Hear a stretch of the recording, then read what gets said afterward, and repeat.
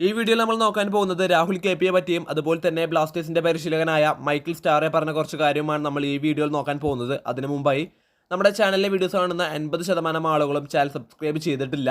50K എന്ന് പറഞ്ഞ വലിയൊരു ഫാമിലിയിലേക്ക് എത്താനായിട്ട് ഇനിയും കുറേയധികം ദൂരമുണ്ട്. ഈ സബ്സ്ക്രൈബ് ചെയ്യാത്തവർ നമ്മൾ സബ്സ്ക്രൈബ് ചെയ്തുകൊണ്ട് സപ്പോർട്ട് ചെയ്താൽ മാത്രമേ ഈ ഒരു നേട്ടം സ്വന്തമാക്കാനായിട്ട് സാധിക്കുകയുള്ളൂ. അതുകൊണ്ട് തന്നെ സബ്സ്ക്രൈബ് ചെയ്തുകൊണ്ട് നമ്മളെ സപ്പോർട്ട് ചെയ്യാൻ ശ്രമിക്കുക. ബ്ലാസ്റ്റേഴ്സിന്റെ പരിശീലകനായ മൈക്കിൾ സ്റ്റാറെ ബ്ലാസ്റ്റേഴ്സുമായി നടന്ന ലൈവ് ഇന്ററാക്ഷനിൽ പറഞ്ഞൊരു കാര്യമാണ് നമ്മൾ ആദ്യം തന്നെ നോക്കാൻ പോകുന്നത്. അദ്ദേഹം പറഞ്ഞ കാര്യങ്ങൾ ഇങ്ങനെയാണ്: ഏതൊരു ടീമിലായാലും തനിക്ക് തീരെ ഇഷ്ടമില്ലാത്തൊരു കാര്യമാണ് സ്ഥിരത ഇല്ലായ്മ. ഒരു മത്സരം കളിക്കുകയാണെങ്കിലോ അല്ലെങ്കിൽ ട്രെയിനിങ്ങിൽ ആണെങ്കിൽ പോലും താരങ്ങൾ അവരുടെ 100% നൽകണം. അവരുടെ ഫുൾ കമ്മിറ്റ്മെന്റ് അവർ അവിടെ കാണിക്കണം എന്നാണ് മൈക്കിൾ സ്റ്റാർ പറയുന്നത്. ഒരു ട്രെയിനിങ് തുടങ്ങുകയാണെങ്കിൽ കൃത്യസമയത്ത് അവിടെ എത്തിച്ചേരാനും അത് അറ്റൻഡ് ചെയ്യാനും സാധിക്കണം.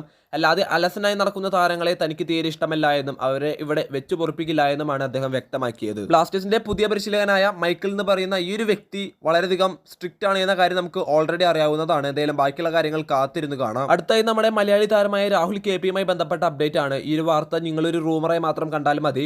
പുറത്തുവരുന്ന റിപ്പോർട്ടുകൾ ഇങ്ങനെയാണ്: അടുത്ത സീസണിൽ രാഹുൽ കെ.പി ബ്ലാസ്റ്റേഴ്സിൽ കാണില്ല എന്നാണ് പുറത്തുവരുന്ന റിപ്പോർട്ടുകൾ.